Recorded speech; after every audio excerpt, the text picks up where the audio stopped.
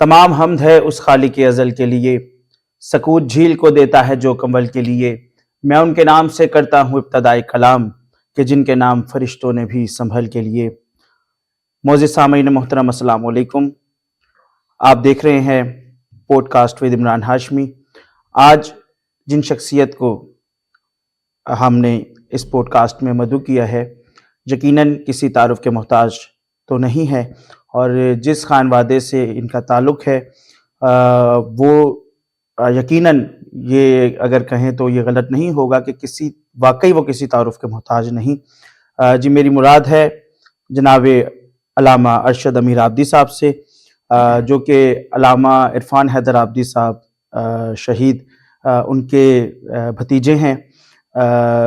ہم ان کے شکر گزار ہیں کہ انہوں نے آج ہمیں یہ اپنا وقت دیا اور یہاں پوڈ کاسٹ میں موجود ہیں۔ السلام علیکم قبلہ، کیسے ہیں آپ؟ السلام، الحمدللہ ٹھیک ہیں، خیریت؟ ٹھیک ہیں، خیریت سے۔ اللہ کا شکر، بالکل ٹھیک ٹھاک۔ تو میں قبلہ کا تعارف کراتا چلوں کہ یہ ایک پیشے سے بینکنگ کے عہدے پر فائز رہے ہیں، اور الائٹ بینک میں انہوں نے 21 سال نوکری کی ہے، اور ظاہر معاشیات کے حوالے سے ہجرت بھی کی انہوں نے اسلام آباد کی طرف، کراچی سے، اور قبلہ خیرپور سے تعلق ہے۔ تو اسی حوالے سے یہ سوالات کا ہم آغاز کرتے ہیں۔ قبلہ خیرپور کی سرزمین خطابت کے حوالے سے سرخیز ہے، بہت سے نامور خطیب وہاں سے ابھرے۔ حال ہی میں شہنشاہ نقوی صاحب اور خطابت میں جناب علامہ عرفان حیدر آبدی صاحب جیسے جو خطیب ہیں وہاں سے ابھرے۔ تو کیا کہیں گے آپ کے اس سفر کا آغاز کیسے آپ نے کیا، اور یقیناً گھر پہ ایک ماحول تو آپ کو ملا علامہ صاحب کے حوالے سے، لیکن آپ نے اس کو کس انداز میں لیا؟ بسم اللہ الرحمن الرحیم۔ سب سے پہلے تو میں آپ کا شکر گزار کہ آپ نے مجھے اپنے اس پروگرام میں جزاک اللہ شرکت کی دعوت دی۔ اور جیسا کہ آپ نے سوال کیا کہ خیرپور کے حوالے سے، خیرپور دراصل ایک ریاست تھی پارٹیشن کے بعد، اور اس کے جو والی تھے میر علی نواز خان تالپور صاحب، انہوں نے بعد پارٹیشن یہ اعلان کیا تھا کہ جتنے بھی سادات مائیگریٹ کر کے ہندوستان سے پاکستان آئے ہیں وہ میری ریاست میں قیام کریں، اور انہیں میں ان کے کلیم کے مطابق ٹھیک ہے جو بھی ان کی جائیداد ہے جو وہاں چھوڑ کے آ رہے ہیں وہ میں دوں گا۔ تو اس اعلان کے بعد یہ ہوا کہ بہت سارے سادات نے مل کر یہ فیصلہ کیا کہ وہ جو ہے ایک ایسی آبادی میں جائیں کہ جہاں سب مل کر رہیں، اور وہاں پر چونکہ ہر مومن کی جو اولین ترجیح ہوتی ہے وہ عزاداری ہوتی ہے، بے شک معاشرہ اور روزگار بعد میں آتا ہے، اولین ترجیح جو ہے وہ عزاداری ہوتی ہے۔ تو مل کر یہی سب نے سوچا کہ بھئی ایک ایسے مقام پہ چلے جاتے ہیں کہ جہاں مل کر ہم عزاداری کریں گے، اور چونکہ اس وقت کی اسٹیٹ جو ہے وہ بھی آپ کو سپورٹ کر رہی ہے، کیونکہ میر علی نواز خان علی تالپور صاحب خود بھی جو ہے وہ شیعہ مسلک سے ان کا تعلق تھا۔ تو اس طرح سے انہوں نے ایک تو یہ اعلان کیا، اور اس کے بعد دوسرے انہوں نے ایک جو بہت اہم کام سر انجام دیا وہ یہ کہ جتنے بھی اکابرین تھے، یعنی اس وقت کے نامور علماء اور شعراء اور ادیب، انہیں باقاعدہ انہوں نے خطوط لکھے کہ آپ کی ضرورت ہماری اسٹیٹ میں ہے، آپ لوگ یہاں آ کر قیام کریں۔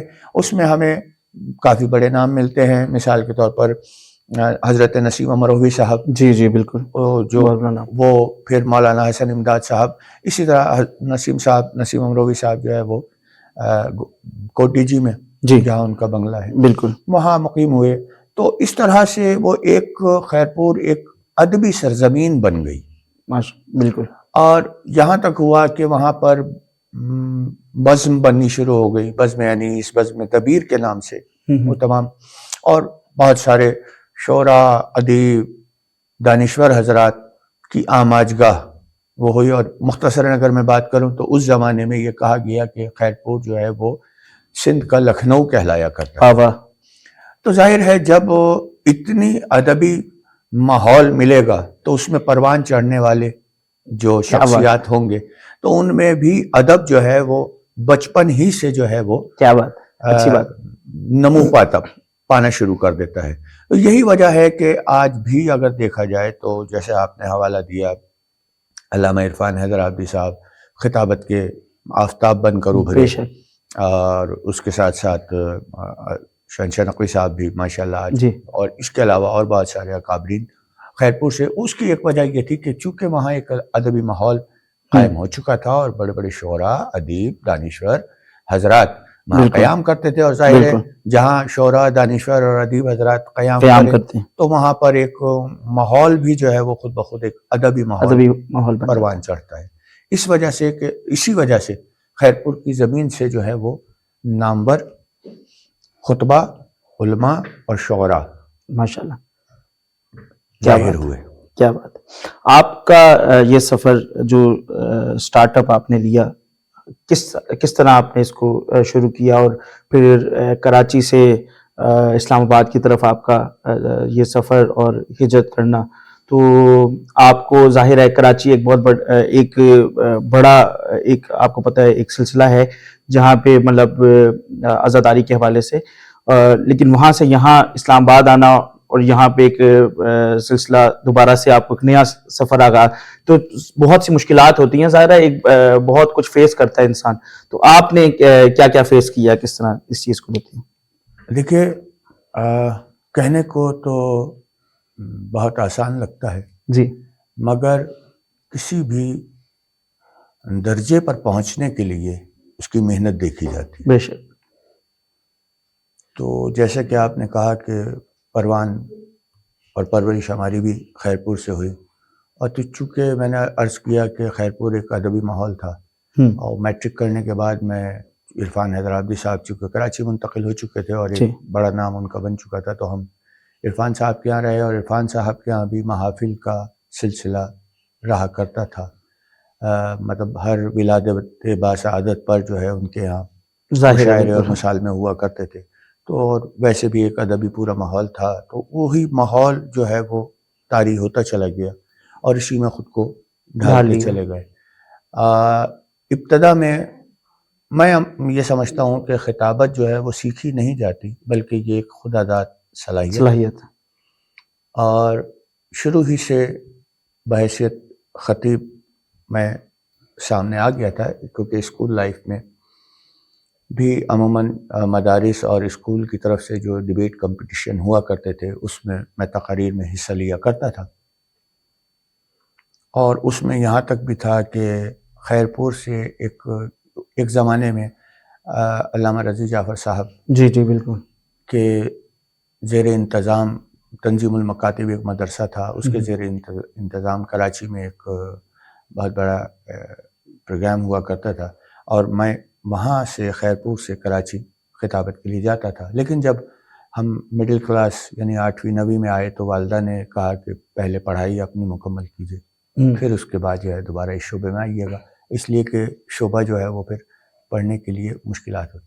تو وہ پھر یہ سلسلہ چلا, اور اس کے بعد خود عرفان صاحب کو ساری زندگی میں دیکھا, اور پھر میری ایک کوشش یہ بھی رہی کہ جہاں پہ بھی عرفان صاحب مجالس پڑھتے تھے میں بس شوق وہاں جایا کرتا تھا, اور باقاعدہ ممبر کے قریب بیٹھ کر وہ سنا کرتا تھا. تو لاشعوری طور پر وہ تمام چیزیں جو ہے وہ میرے ذہن میں بیٹھتی چلی گئیں. پھر اس کے بعد زندگی کا کارواں بڑھتا رہا, وہاں سے تعلیم مکمل کی. تعلیم مکمل کرنے کے بعد جاب ہو گئی الائٹ بینک میں, جیسے کہ آپ نے بھی تذکرہ کیا, جاب ہو گئی. اسی دوران میں نے شاعری بھی شروع کر دی. اچھا. اور شاعری میں جو باقاعدہ میرے استاد تھے وہ عاقل زیدی صاحب تھے. پھر میں مطلب اس طرف آیا, اور اس زمانے میں چونکہ عرفان صاحب بھی حیات تھے اور میرے والد صاحب بھی حیات تھے, تو باقاعدہ استاد تو عاقل زیدی صاحب تھے, لیکن اصلاح وقتاً فوقتاً عرفان صاحب خود بھی کیا کرتے تھے, اور میرے والد صاحب ذیشان عابدی صاحب بھی اصلاح فرمایا کرتے تھے میرے کلام پہ. اچھا قبلہ, پھر اب اس گفتگو کو تھوڑا سا ہم علامہ عرفان حیدر آبادی صاحب کی, کیونکہ میں چاہوں گا کہ ہم اس طرف بھی تھوڑی روشنی ڈالیں کہ علامہ عرفان حیدر آبادی صاحب کی مذہب تشیع کے حوالے سے جو خدمات ہیں اس کو بھی ہم دیکھیں گے.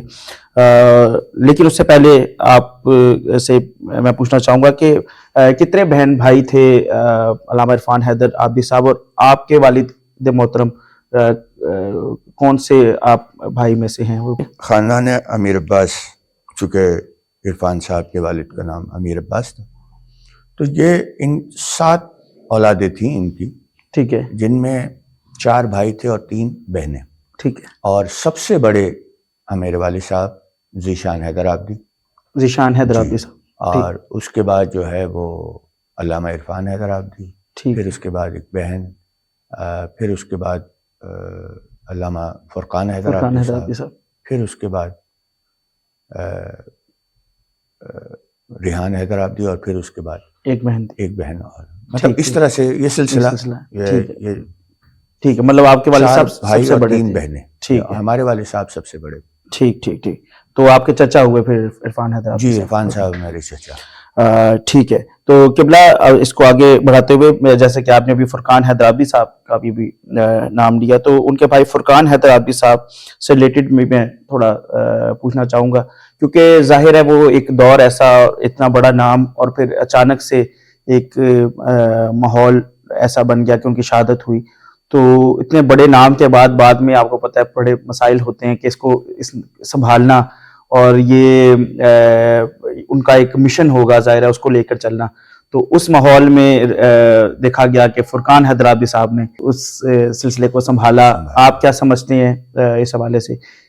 جی بالکل ایسا ہی ہے, اس لیے کہ عرفان صاحب کی شہادت کے بعد فرقان حیدر عابدی صاحب سامنے آئے, اور اس کی ایک وجہ یہ تھی کہ عرفان صاحب ہی کی زندگی میں انہوں نے مجالس شروع کر دی تھی, اور کراچی اور انٹیریئر سندھ کی مجالس بھی انہوں نے پڑھی, اور اس کے علاوہ وہ جرمنی وغیرہ بھی مجالس کے لیے جاتے رہے.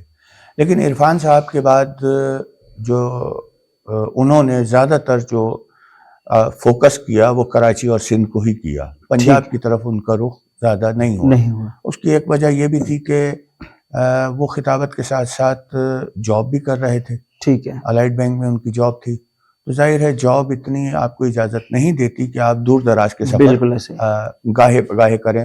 عرفان صاحب کا یہ تھا کہ عرفان صاحب نے ارلی ایج میں ہی کسٹم کی جاب کی, لیکن ارلی ایج میں ہی اسے چھوڑ دیا تھا.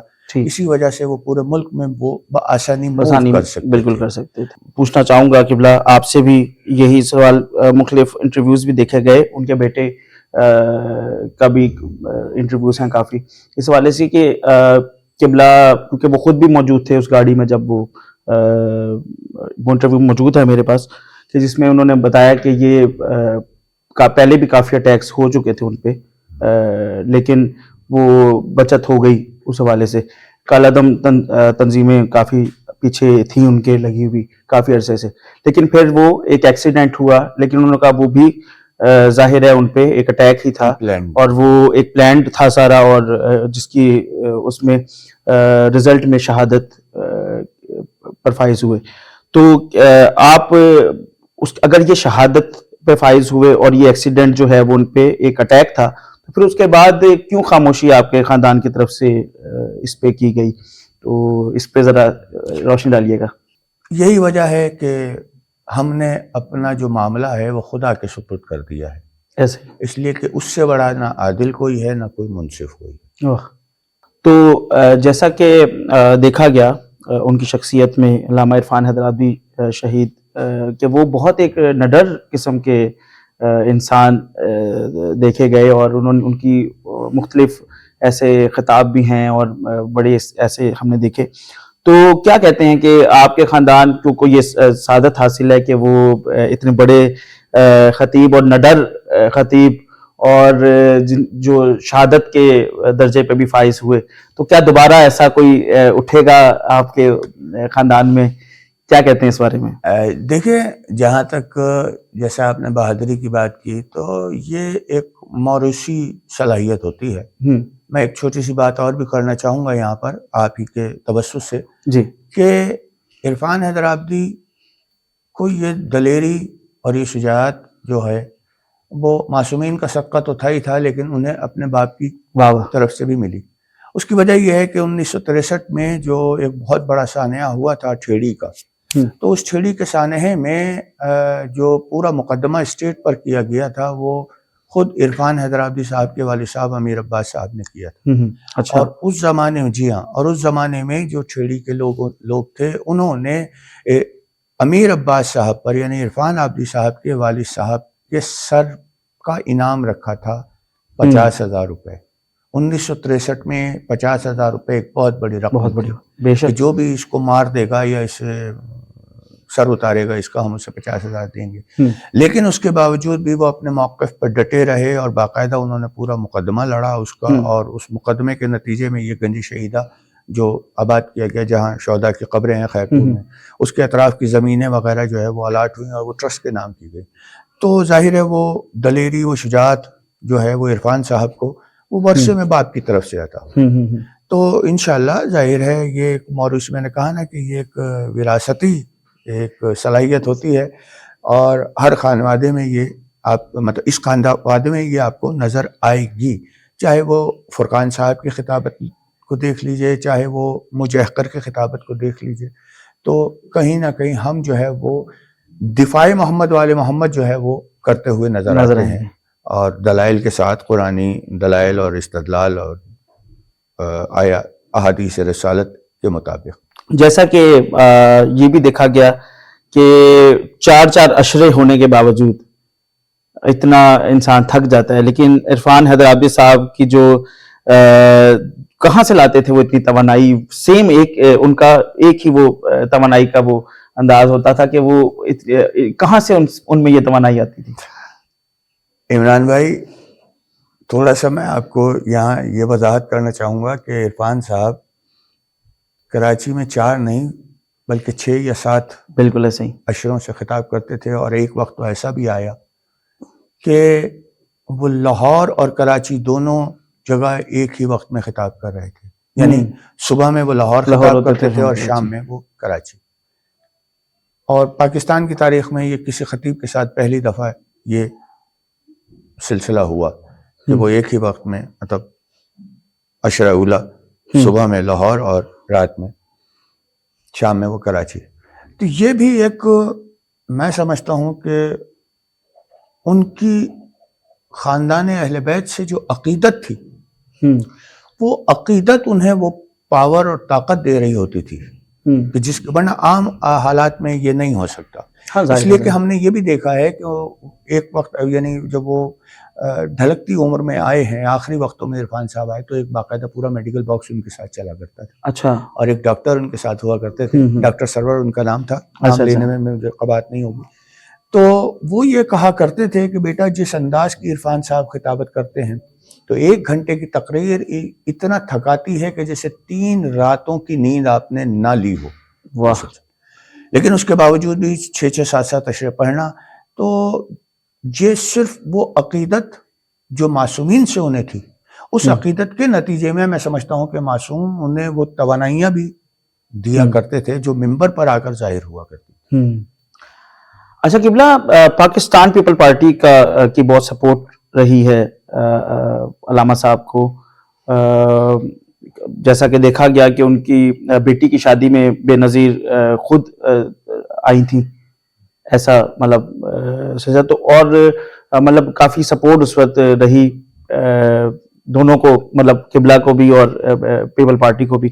تو مینس کہ آپ کیا کہتے ہیں کہ آج بھی پیپل پارٹی کے ساتھ ہی ہیں یا آگے پیچھے سلسلہ چلا گیا؟ دیکھیں بنیادی بات یہ ہے کہ عرفان صاحب نے پیپلز پارٹی جو جوائن کی تھی وہ سیاسی حوالے سے نہیں. ٹھیک ہے. ان کے نگاہ میں جو مقصد تھا وہ صرف اور صرف اتنا تھا کہ اپنی قوم کو سپورٹ کیا جائے، قوم شیعت کو سپورٹ کیا جائے.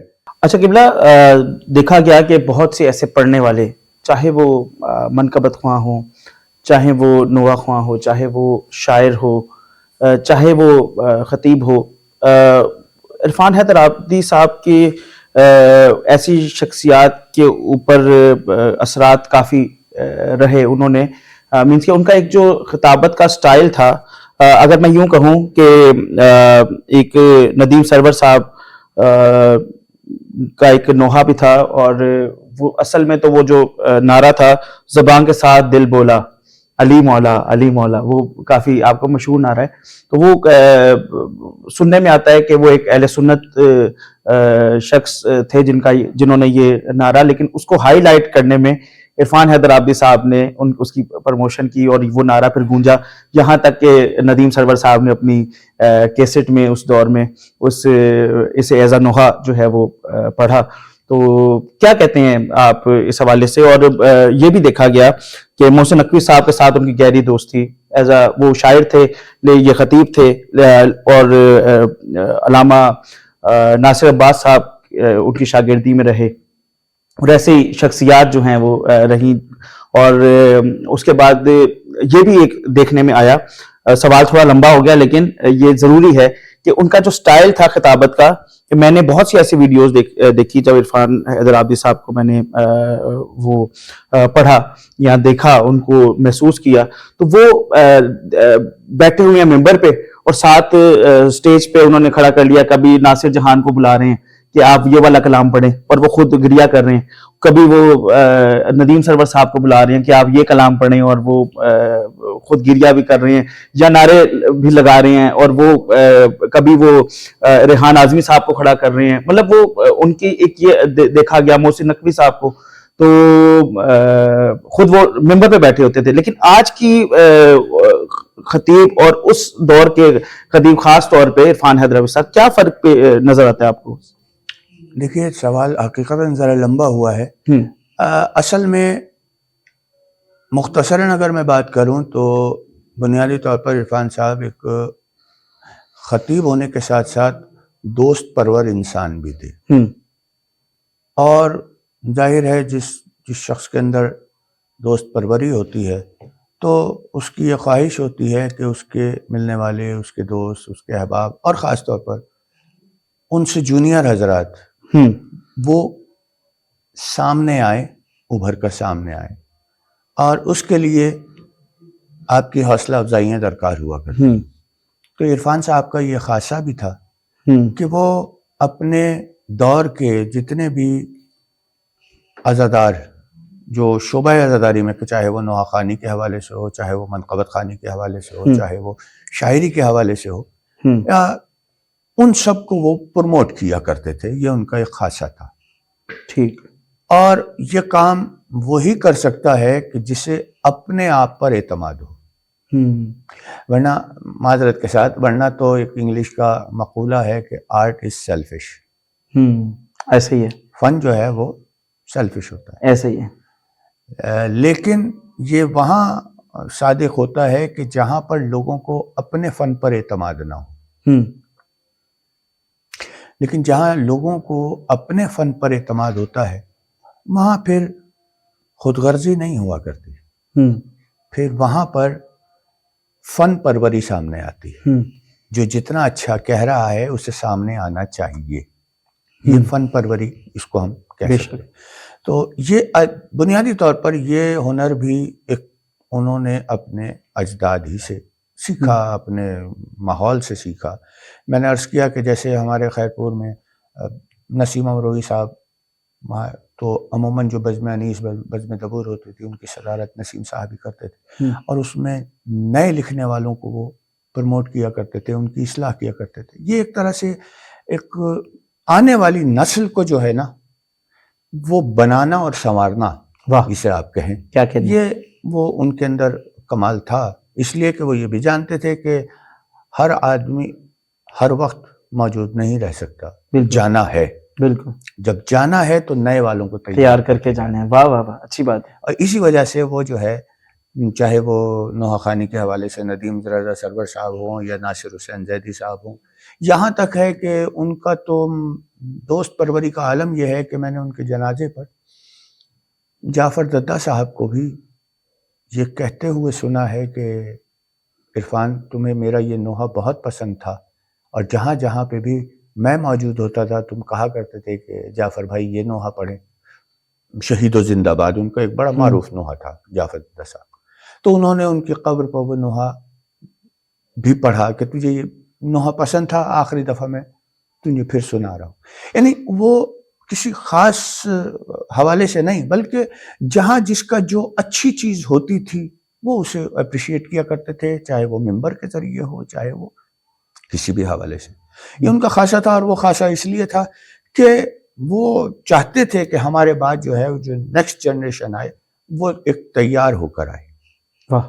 اور اسی کا نام حوصلہ افزائی ہوتا ہے. وہ حوصلے دیا کرتے تھے. آج کل کے جیسے آپ نے سوال کیا کہ آج کل کے خطبہ میں یہ بات نظر نہیں آتی، تو میں صرف اتنا ہی کہوں گا کہ شاید آج کل کے خطبہ کو اپنے اوپر اعتماد نہیں. کیا کہنے؟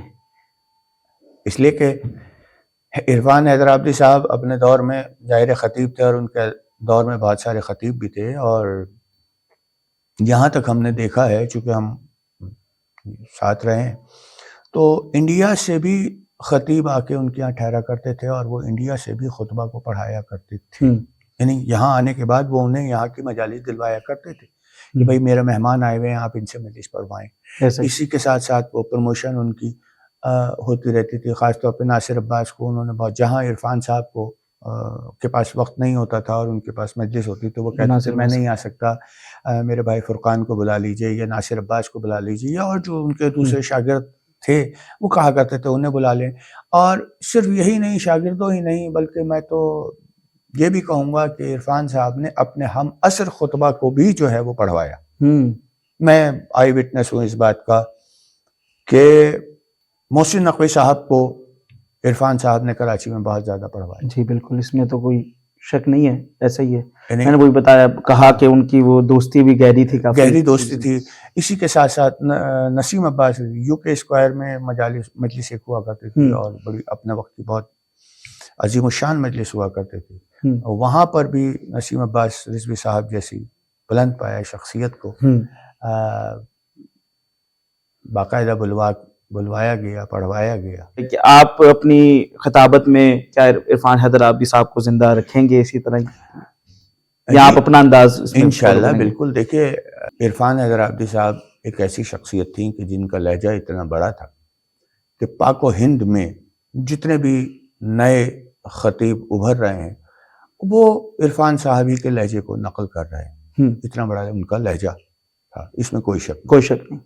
اور جیسے کہ آپ نے کہا کہ ان کے جملہ جیسے مولا سلامت رکھے یا علی مدد کہنے والوں، اچھا یہ جملہ ہی اس بات کا غماز ہے کہ عرفان عابدی صاحب نے خطابت اپنے لیے نہیں کی، قوم کے اور آل محمد کے لیے. کیا بات ہے، بے شک. اور یہی جو ان کا مشن ہے وہ میں سمجھتا ہوں، میں بھی اس روش پہ چلنے کی کوشش کرتا ہوں کہ ہماری جتنی بھی یہ کاوشیں ہیں یہ قوم اور محمد وآل محمد کی خدمت گزاری کے لیے ہے انشاءاللہ. اور ظاہر ہے جب وہ چیز ہے تو ایک نسل کے تقاضے کے طور پر یہ چیز تو ہمیں لے کے چلنا ضروری ہے اور ہونا چاہیے. اور انشاءاللہ میں عموماً آپ نے جیسے بھی تذکرہ بھی کیا ہے کہ اپنی مجلسوں میں عموماً یہ میں جملہ کہتا ہوں، مولا سلامت رکھے یا علی مدد کہنے والوں کو. اور انشاءاللہ کیا سن رہے ہیں مرگ، جی ہاں کیا سن رہے ہیں آپ، تو یہ تادم مرگ انشاءاللہ یہ جاری و ساری رہے گا انشاءاللہ، ہماری پوری کوشش ہے. ٹھیک ہے. اچھا دوسرا قبلہ یہ پوچھنا چاہوں گا کہ آپ بین الاقوامی دورے وغیرہ بھی کافی آپ نے کیے، آپ گئے ہیں، یو کے میں بھی آپ کا جانا کافی رہا ہے، تو بتائیے اس سفر کے حوالے سے کہ کیسا آپ نے پایا، پاکستان میں آپ نے عزاداری کے حوالے سے پڑھا، اور وہاں پہ پڑھنے میں کیا آپ نے محسوس کیا فرق؟ دیکھیے یو کے بالکل الحمدللہ میرا جانا ہوا، لیکن پاکستان میں اور یو کے میں سامعین کے اعتبار سے تو کوئی بہت زیادہ فرق نہیں ہے، اس لیے کہ یو کے میں وہی سامعین آپ کو ملتے ہیں جو پاکستان سے گئے، اور ایسا تو نہیں ہے کہ انگریز بیٹھے ہوئے ہوں وہاں پہ، وہ پاکستانی بیٹھے ہوتے ہیں، اور وہ اردو خطابت کو وہاں پر بالکل لائک بھی کیا جاتا ہے بہت. اور ظاہر ہے وہ تشنگی جو یہاں چھوڑ کے وہ وہاں گئے تو وہ وہاں پہ ان کو جب وہ خطابت ملے گی یا وہ چیز، تو وہ اور بھی زیادہ ان کو لطف زیادہ آتا ہے. اس لیے ان کی کوشش ہوتی ہے کہ پاکستان سے یا ہندوستان سے خطبہ کو مدعو کیا جائے. بالکل. اچھا قبلہ میں پھر علامہ صاحب کی طرف آؤں گا. ایسا کیا انسیکیورٹی تھی کالعدم تنظیموں کو قبلہ کی شخصیت سے، علامہ عرفان حیدر عابدی شہید، ان کی شخصیت سے، کہ وہ مطلب ان سے وہ ہضم اگر میں کہوں کہ نہیں ہو پا رہے تھے؟ ایسا کیا تھا، ایسا کیا ان کے مزاج میں تھا کہ وہ ان کے پیچھے پڑ گئیں اور انہوں نے کہا اس بندے کو تو ہم مار کے ہی دم لیں گے؟ جو سیدھی سی اگر میں آسان الفاظ میں بات کروں تو دیکھیے عرفان صاحب کہ جیسے آپ نے بات کی، تو عرفان صاحب اور محسن نقوی صاحب دونوں ممبروں پر ان کے جھوٹ کو عیاں کیا کرتے تھے. جو کچھ وہ اپنی مساجد میں یا اپنے حجروں میں بیٹھ کر اپنے قوم کو جھوٹ بتایا کرتے تھے، اس جھوٹ کو آشکار جو ہے وہ ممبروں پر عرفان صاحب اور محسن نقوی صاحب کر دیا کرتے تھے. تو اس کی وجہ سے جو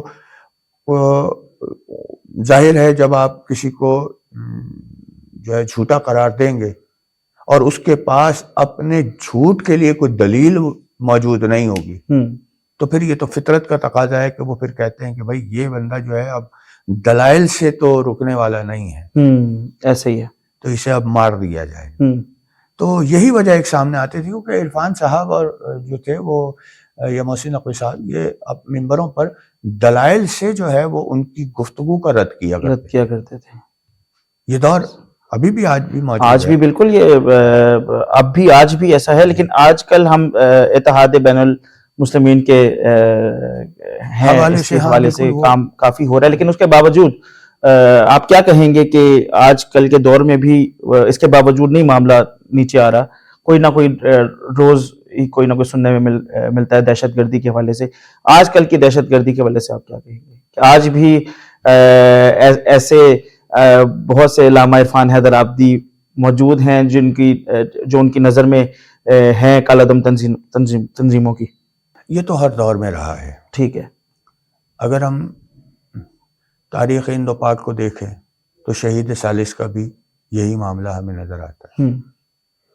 حالانکہ قضاوت کے عہدے پہ تھے، سب کچھ تھا، لیکن اس وقت کے چند دہشت گرد سوچ رکھنے والوں نے ان کے خلاف جو کچھ بھی ہے، یہ ایک تاریخ کا ایک حصہ ہے اور تاریخ دان اس بات کو اچھی طرح جانتے.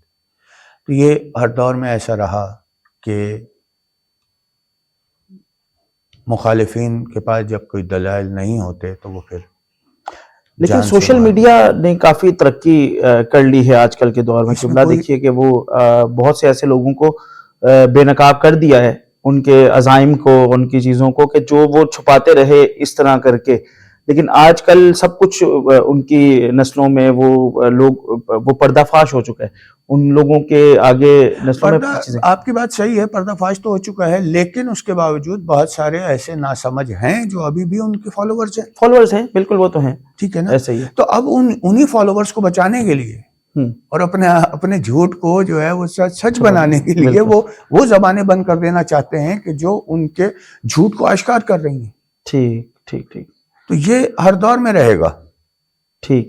میں اتنا ضرور کہوں گا کہ حکومت کو ایسے لوگوں کی سرپرستی سے گریز کرنا چاہیے کہ کم از کم اس طرح انسانیت کی بقا جو ہے وہ ضروری ہے. بالکل. مناظرے ہوتے رہیں گے، نظریاتی اختلافات ہیں وہ ہوتے رہیں گے، اس سے کوئی غرض نہیں ہے.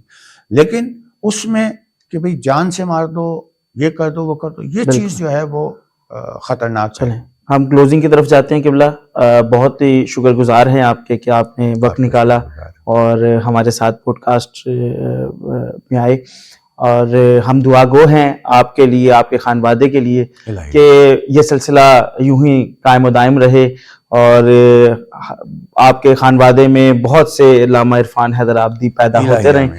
تو جو مشن تھا کالعدم تنظیموں کا وہ پورا ظاہر نہ ہو سکا، نہ وہ ہو سکے گا، وہ ادھورا خواب ہی رہے گا.